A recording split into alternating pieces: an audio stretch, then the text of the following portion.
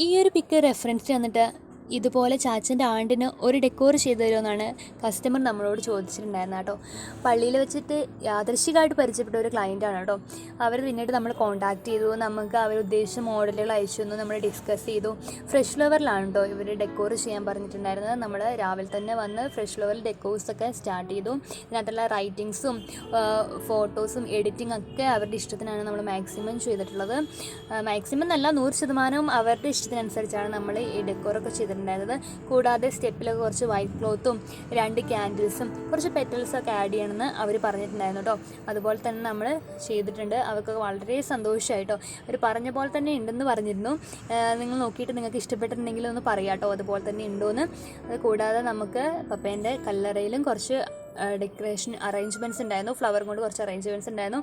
ഇതാണ് കല്ലറേൻ്റെ final look. അപ്പോൾ നെക്സ്റ്റ് വീഡിയോയിൽ കാണാം. Bye, take care. ഇഷ്ടപ്പെട്ടെങ്കിൽ ലൈക്ക് ചെയ്യുക. ബൈ.